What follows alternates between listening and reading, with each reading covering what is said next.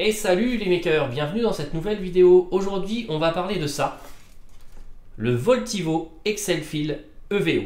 Attention, c'est parti.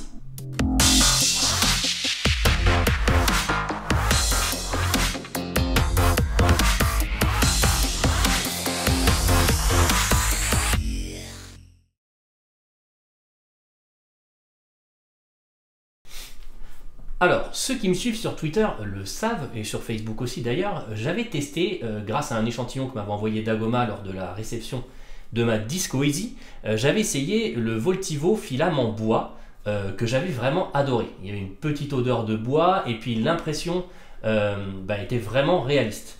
Du coup, je me suis rapproché de Voltivo, et j'avais envie de tester d'autres produits de leur gamme, et ils m'ont gentiment envoyé celui-ci, donc qui est le Excelfil EVO. Alors, pour vous parler un peu de la gamme chez Voltivo, vous avez que des Excelfil de toute façon, d'accord? Ensuite, c'est la dénomination qui change. Donc, vous avez en Excelfil classique des filaments ABS et PLA de très bonne qualité. Ensuite, vous avez la partie tech, donc là où vous retrouvez des filaments cuivre, aluminium, flexibles, bois également, et bronze. Voilà, je pense que j'ai rien oublié, cuivre, je ne sais plus si je l'ai dit. Et donc vous avez la gamme EVO, donc qui est celle-ci, qui est dispo uniquement en deux couleurs.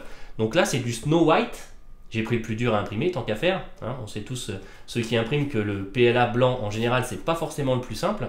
Et vous avez également du noir. Donc c'est une nouvelle génération de PLA, et on va commencer à en discuter avec le packaging. Alors déjà, la forme est pas commune, puisqu'elle est déjà octogonale.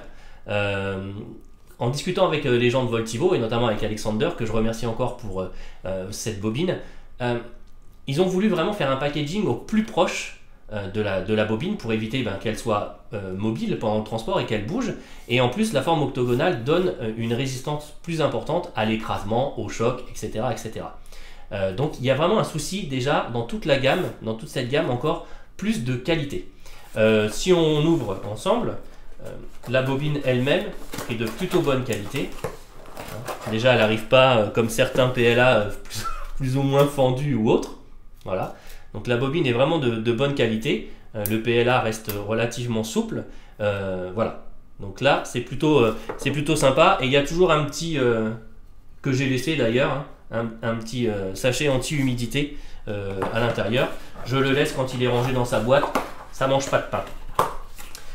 Que vous dire de plus sur ce packaging? Hormis qu'il est top, vous avez également le petit plus que vous retrouverez également sur la bobine, c'est le QR code qui est là. Alors si vous flashez ce QR code, donc il vous suffit d'avoir un petit, moi sur mon iPhone là j'ai flash code, hein, vous flashez le QR code et voici ce qui se passe. Et donc, magie des effets spéciaux, quand vous flashez le QR code, vous arrivez sur le site de Voltivo, directement bien sûr sur le filament concerné, avec une courbe de température pour vous conseiller donc température et vitesse. Hein, il suffit de regarder ici, donc là si on va imprimer en 50 mm par seconde, on sait qu'on est aux alentours de 212 degrés. Voilà, donc c'est plutôt pas mal. Donc vous avez ici également la température du lit chauffant, mais Voltivo, ils ont fait les choses bien. Ici, vous pouvez cliquer sur le générateur de profil de slicer. Vous choisissez le slicer concerné, donc Slicer, Simplify, Cura, Kiss. Par exemple, Simplify, vous choisissez tous les diamètres ou juste le 1,75. Vous téléchargez, vous importez, et là, vous avez tous les filaments Voltivo avec tous les réglages qui vont bien pour du 100, du 150 et du 200 microns. Donc, vous n'aurez plus qu'à ajuster selon vos goûts par la suite. Voilà. Donc ça, je trouve ça plutôt pas mal. C'est un vrai plus. Et tout de suite, on retourne à nos moutons. Alors, vous l'avez compris, EVO nous est présenté un peu comme une nouvelle génération de PLA. On s'imagine aisément que EVO, c'est pour évolution. Alors, qu'est-ce qu'il a de plus vraiment ce filament? Vous pouvez aller télécharger toutes les fiches techniques si vous êtes hyper balèze en chimie, etc. Sur le site de Voltivo. Moi, ce que je retiens surtout, c'est que c'est un PLA nouvelle génération. Effectivement, pourquoi? Parce qu'il exerce une cristallisation entre chaque couche. Et ça va grandement aider à augmenter la résistance du matériau. Clairement, aujourd'hui, alors si on regarde un petit peu les tests, on s'aperçoit qu'on a une résistance égale, voire supérieure dans beaucoup de domaines à de l'ABS. Et je trouve ça super d'avoir quelque chose qui nous permet de pallier à l'ABS et qui permet toujours d'imprimer un PLA plus respectueux de l'environnement pour des pièces à forte contrainte. On va parler des avantages et des inconvénients tout à l'heure. Je vais vous montrer quand même quelques prints que j'ai réalisés. J'ai pas réussi à en faire autant que je voudrais, mais j'ai déjà commencé par imprimer ceci. Alors là, c'est pas du Voltivo, c'est uniquement les doigts qui sont imprimés en Voltivo. Et là, je suis en train d'imprimer en fait une main de test pour l'association Enable qui fera l'objet d'une prochaine vidéo. J'ai également imprimé normal un Benchy. Hein. Je vous mettrai une photo haute résolution pour que vous voyez un petit peu ce que ça donne. J'ai imprimé des roulements de remplacement pour tester justement sur. Alors je vais le tester sur la Discovery. Donc à tester, hein, donc remplacement des LM8UU. Et j'ai également imprimé ceci, donc qui est un genre de serre-joint. Et là, j'ai pu tester un petit peu la résistance de la bête. J'avais imprimé quasiment le même qui est cassé, donc je vous le montre pas. Dans un PLA, bon, de pas très bonne qualité. Hein, c'était une marque, c'était un peu une sous-marque. En serrant très fort, il a tout de suite cassé. Là, vous pouvez y aller. C'est quasiment impossible. Il y a à peine une flexion qui s'exerce. Autre chose, j'avais imprimé, j'ai testé le Color Fab, voilà, parce qu'on entend beaucoup parler et je voulais le tester. Alors c'est vrai que le rendu est super sur le Color Fab, notamment sur le noir là. C'est assez lisse, c'est propre. Ça s'imprime quasiment à la même température que le Voltivo, donc je voulais tester. Et clairement, si je vais faire un crime contre l'humanité, j'en suis conscient. Mais si je fais ça, voilà. Clairement, il casse. Voilà, j'ai cassé mon Benchy. Si j'essaye de faire la même chose avec le Voltivo, je peux vous dire que là, j'y vais pas de main morte et ça bouge pas, ça craque même pas quoi. Donc la résistance est vraiment, moi ça m'a impressionné. C'est quoi alors au final mes impressions à part ce que je viens de vous montrer là sur ce filament? J'en ai plusieurs. Je les ai notés pour pas en oublier, donc excusez-moi d'avance si je regarde un petit peu mes notes. On a un ressenti en fait de qualité dès la première couche. Alors déjà c'est dû à la couleur qui est vraiment très pure. Quand on vous dit Snow White, c'est vraiment Snow White, la qualité est vraiment pure. Et en fait on n'a même pas l'impression de déposer du plastique. C'est tellement blanc et pur qu'on a presque l'impression que l'imprimante est en train d'imprimer du plâtre.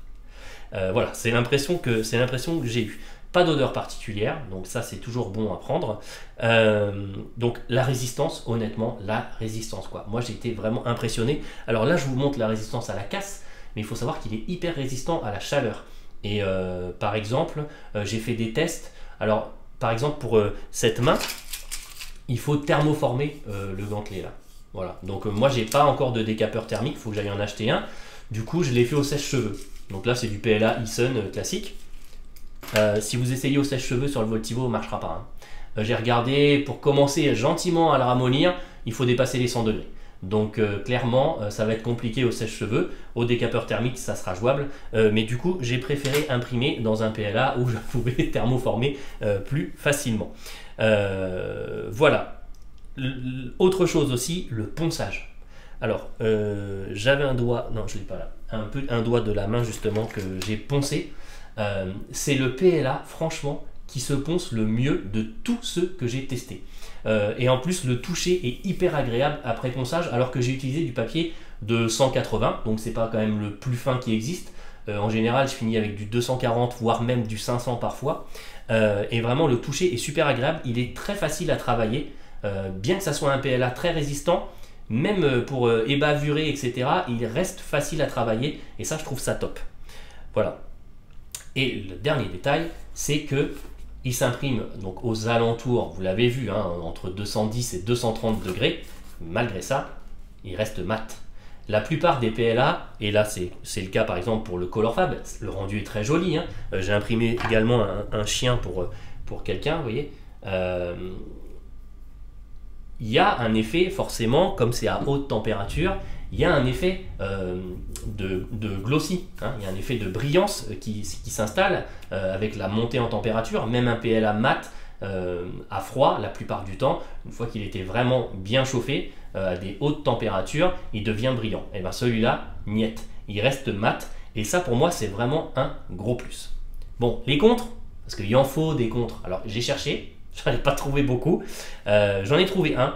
Vous l'avez peut-être vu sur les photos haute résolution que je vous ai incrusté pendant que je parle et que je blablate, mais clairement c'est pas non plus le PLA avec lequel j'ai eu les meilleurs résultats en termes de pièces parfaitement lisses. Alors j'ai un petit peu de wobble avec certains PLA sur ma Dagoma Disco Easy, ça arrive parfois.